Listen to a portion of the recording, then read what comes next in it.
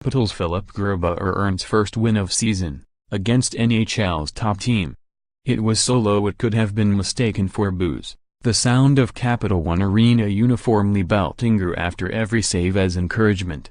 Goaltender Philipp Grubauer had a rough start to the season, skating off as the loser every time he had been in net. His 26th birthday is Saturday, and tapping him to start against the NHL's best team Friday seemed like Coach Barry Trotz's cruel idea of a present.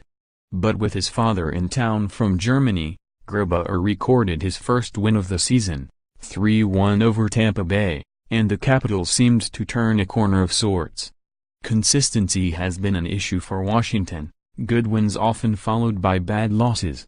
This marked the Capitals' second straight win, a second game in a row in which they have shown flashes of the talented team that won the most regular season games over the past 3 seasons. On Friday night, they did it as the underdog against this season's early Stanley Cup favorite. For how well Grubauer has played in some losing efforts this season, it was sort of poetic that his first win came in a game in which he didn't have much work. He faced just 16 shots through 2 periods, while the Capitals put up 30. But after a good start, Washington flatlined in the third period, failing to record a shot for the first 9:30 as the Lightning fired at Grubauer. That's when he was at his best, the recipient of several low and appreciative chants of his name from the stands.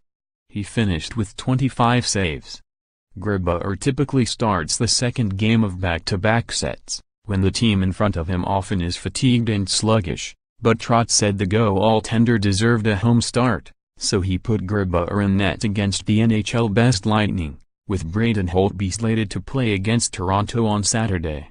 In Grubauer's previous 5 starts, the Capitals never played with a lead or supplied more than 2 goals. On Friday night, Washington did both. With the game tied at 1 after 1 period, forward Devin Smith-Pelly gave Grubauer a lead to work with. He drove the net as Jay Beagle unfurled the shot, in perfect position to swat in the rebound. That marked Smith-Pelly's first goal in 9 games and his first point in 8. Beagle then added much-needed insurance, an empty net goal with 2:08 left. While the Capitals find themselves in the middle of a crowded standings picture, the Lightning is the only team to have separated from the pack.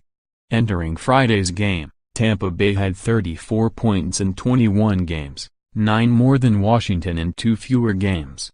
The top line has MVP candidates in Steven Stamkos, league-leading 36 points, and Nikita Kucherov, league-leading 17 goals. Tampa Bay has dominated the start of the season the same way Washington did the previous 2. When Capitals defenseman Brooks Orpik was called for hooking 44 seconds into the game and Kucherov banked in a power play goal off Vladislav Namestnikov, it looked like it could be a long night for Washington. But after the Lightning scored just 1:22 into the game, the Capitals controlled play for the rest of the period, peppering goaltender Andrei Vasilevsky with 16 shots on goal. Tampa Bay's high-powered top line has rightfully gotten a lot of hype, but it was Washington's top trio that was most noticeable. Alex Ovechkin's 9 shots were more than Kucherov, Stamkos and Namestnikov had combined. Center Nicklas Backstrom and Ovechkin were reunited last game after playing on separate lines for the first 22 games, and along with right-wing Tom Wilson, the threesome had several odd-man rushes on Vasilevsky.